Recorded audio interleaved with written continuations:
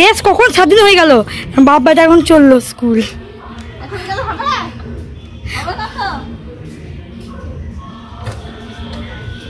লাগলো টিন জল খেয়ে নেবে, জল দেবো। টাটা। সকাল সকাল রান্না বান্না কমপ্লিট করে দিয়েছি। দেখো করেছি ডিমের কারি, এদিকে হচ্ছে আলু সেদ্ধ, মানে সেদ্ধ ডিম করে কারি করেছিলাম, আর এদিকে হচ্ছে মসুর ডাল। তার টিনটিনায় বিক্রম কালো, ভাবলাম এই সুযোগ খেয়ে নিই। আর এখন ঘড়ির কাটা 11টার মতো বাজে। বিক্রমের পায়ে ব্যথা তো, উঠতে দেরি হয়ে গেছে। আর টিনটিনা মাঝখানে উঠেছিল, তোকে আবার ঘুম পাড়িয়ে দিয়েছিলাম, ওই জন্য ও আবার ঘুমিয়ে গেল, উঠতে দেরি হয়ে গেল।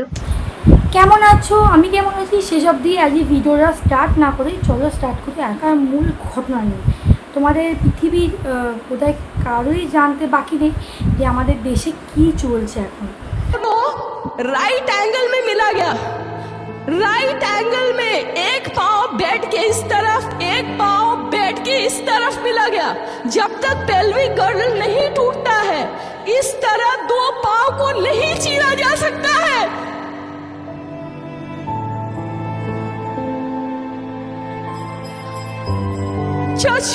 चश्मे को कूटा गया, जिसकी वजह से आंखों से खून निकल गया। गले में हाथ गला दबाकर मारा गया। আরজিকর কলেজের প্রিন্সিপালের একটা স্টেটমেন্ট দেখো কি লিখেছে, সেটা গুগল করে আমরা এই মানে বার করতে পেরেছি। প্রিন্সিপালের এই বক্তব্য। সন্দীপ ঘোষ যেটা হচ্ছে আরজিকরের প্রিন্সিপাল, তার বক্তব্য হচ্ছে রাত্রে ওই মেয়েটির কোনো দায়িত্ব জ্ঞান, মেয়েটি ছিল একটি দায়িত্ব জ্ঞানহীন। একটি কাগজে তিনি লিখেছিলেন এই মেয়েটি একটি দায়িত্ব জ্ঞানহীন। সব থেকে দায়িত্ব জ্ঞানহীন হচ্ছিস তো তোরা। মেয়েরা কোনো দায়িত্ব জ্ঞান নেই, মেয়েরা মানে জন্ম থেকে একদম মৃত্যু পর্যন্ত সমস্ত কিছু দায়িত্ব কাঁধে নিয়েই তবে যে চেলাকাটে ওঠে। তোদের মতো জানোয়ারদের কী বলবার, বলার সবাই অশিক্ষিত, কেউ কিছু বোঝে না। তুই একটা একে তুই ছাড়া আর কিছু বলার আমার বেরোচ্ছে না ভাষা। তুই একটা লিখে দিলি এই উল্টোপাল্টা কিছু একটা পেপারের মধ্যে, সবাইকে বোকা পেয়েছিস তুই। তো সে যে দায়িত্ব জ্ঞানই নয়, সকাল থেকে রাত্রি পর্যন্ত সে অন ডিউটিতে ছিল, সে রাত্রি একটু রেস্ট নেবে, এটা তো স্বাভাবিক ব্যাপার। সে কী করে জানবে সেই জানোয়ারগুলো তার জন্য অপেক্ষা করবে, তাই না?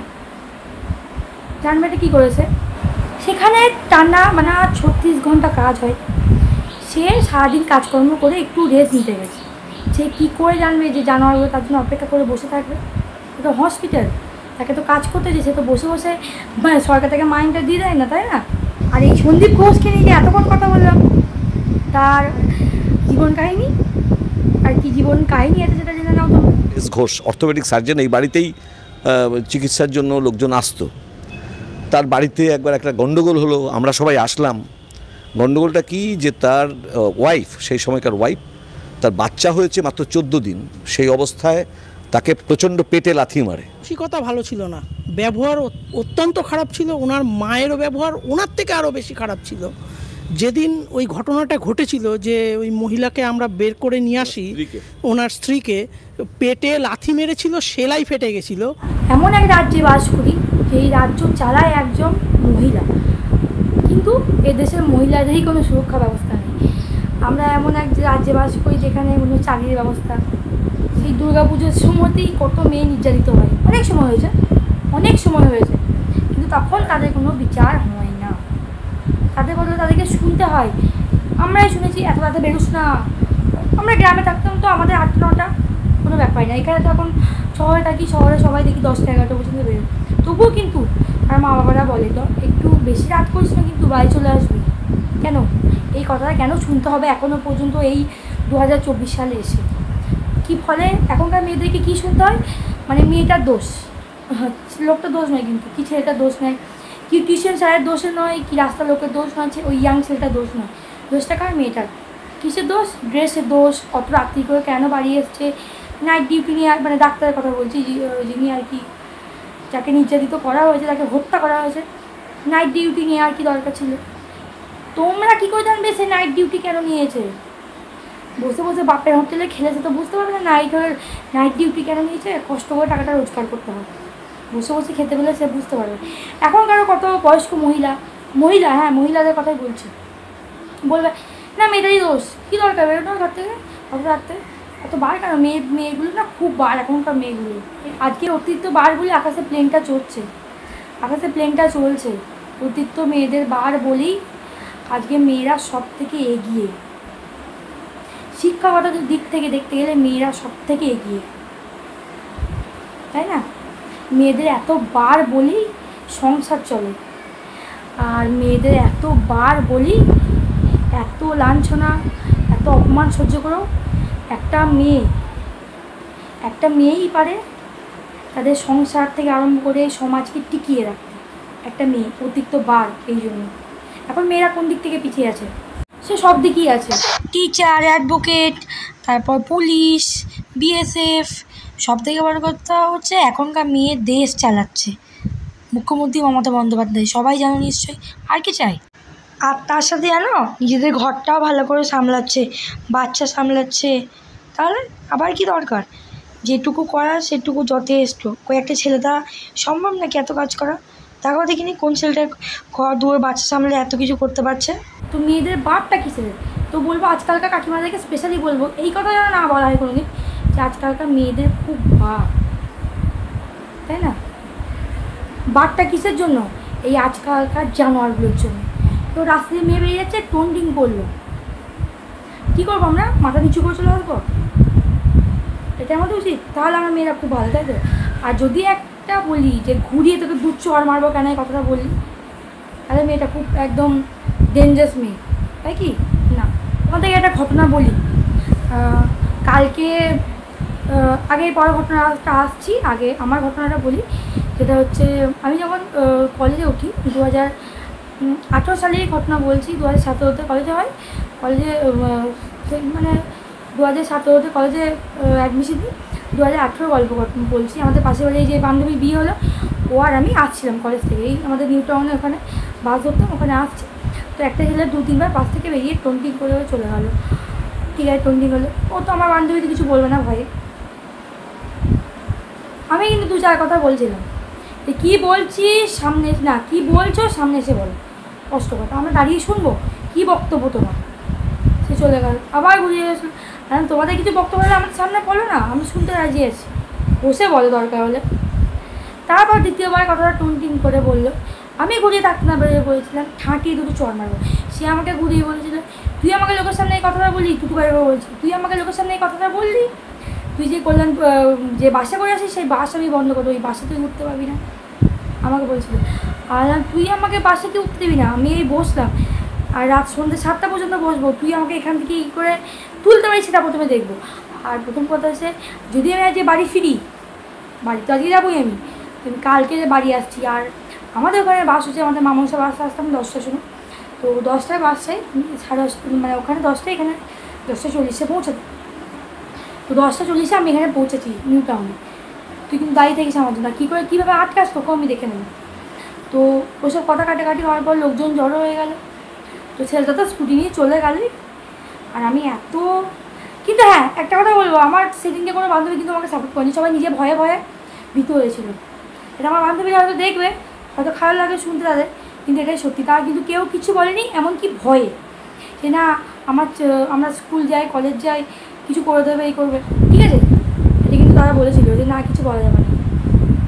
আমি কিন্তু বলেছিলাম, আমি এটা বলছি না যে তুমি ভয়ে পিছিয়ে তুমি কিছু বললো না, আরে বাবা তোমাকে এতবার বলছি তুমি কিছু রিয়াক্ট তো করো, দেখো তোমাকে কী করে, তুমি সে আমার তোমাকে টোন্টিং করছে, তুমি মাথা নিয়ে চলে গেলে, সেটা বারটা বেড়ে গেল, সেটা দাম না, সেটা তার তো বারটা বেড়ে গেল। তার থেকে ভালো আমার প্রতিবাদটা করে, প্রতিবাদ না করার, এখন অনেক মানুষ আছে প্রতিবাদ করে না, আমি বলছি অনেক মানুষ আছে প্রতিবাদ করে না, টিউশন মাস্টার কাছে হ্যারেস হচ্ছে কত জায়গায়, কেউ বলে না, বাসের মধ্যে হচ্ছে নাকি, আমার সঙ্গে বাসের মধ্যে হয়েছিল, মানে গায়ে গা দিচ্ছিলো, পায়ে পা দিচ্ছিলো, একদম বাস স্ট্যান্ডে নেমেই বাসের লোকের সামনে ঠাস করে একশো, লোকটা মাথাতে আমি চলে গেল, কিছু বলে না, আর কিছু বলে না, 5টা লোক ছিল, কিছু বলে না, আমাকে টোন করে পরের দিনকে দেখা ছিল, পরের দিনকে আমার লোকটা বলছিল ক্ষমা চেয়েছিল।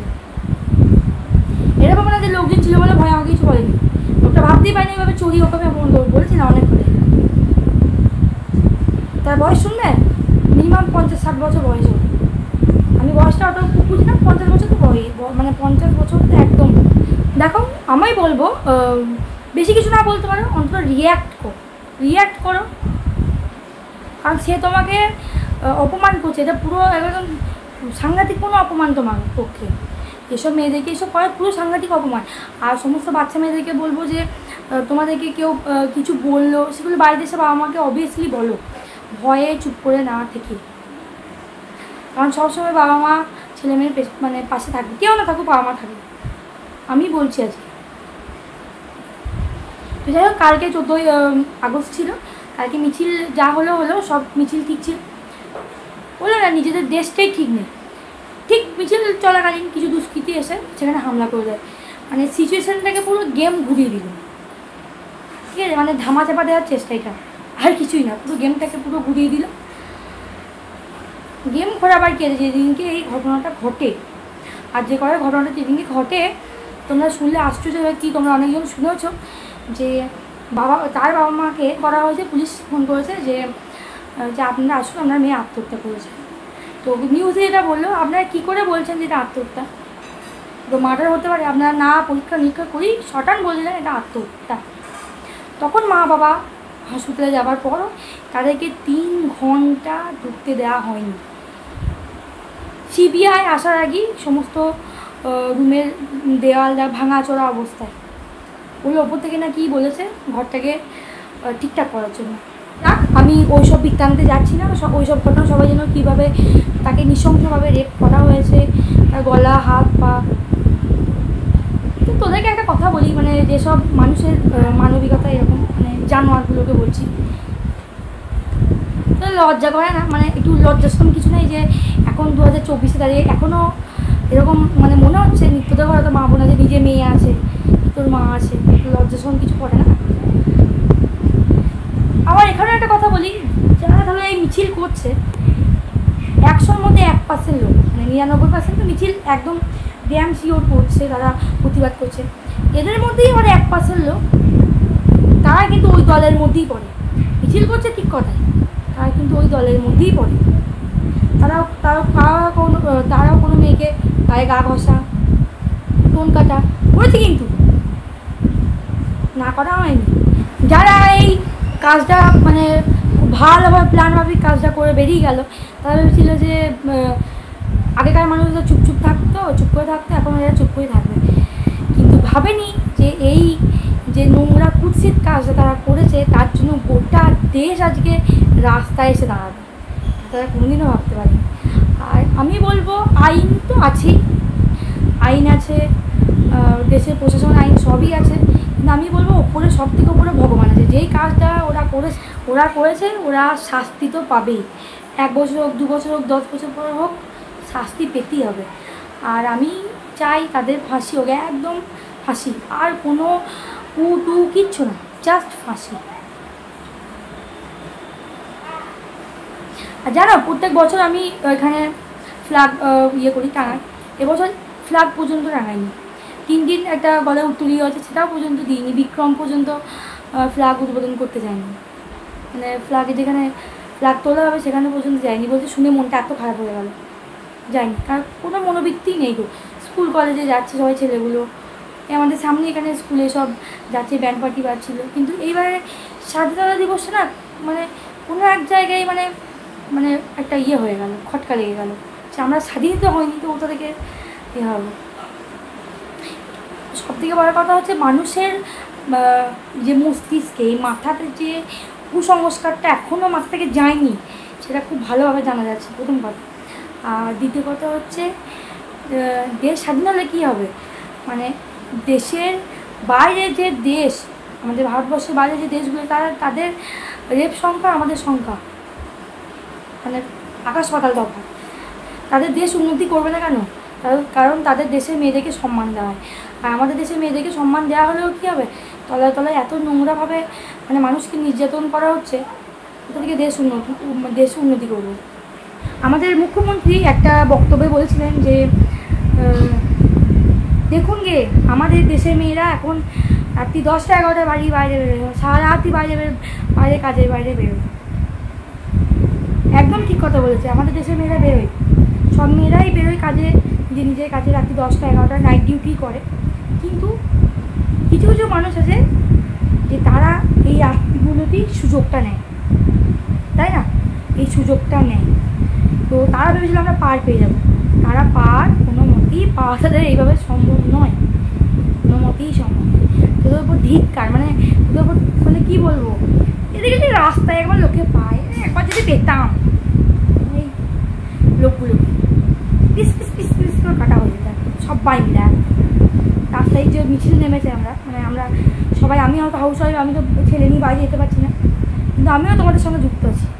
আমি বলছি আমি তোমাদের সঙ্গে যুক্ত আছি। যাই হোক, তো এদিকে পেলে একদম চাচ্ছেটা অবস্থা, আমি পুলিশকে বলবো এদিকে পাবলিকের হাতে ছেড়ে দিই। তারপর আর প্রথম কথা হচ্ছে এদের একমাত্র উপায় হচ্ছে ফাঁসি, মানে এদের একদম ফাঁসি দিয়ে দেওয়া উচিত।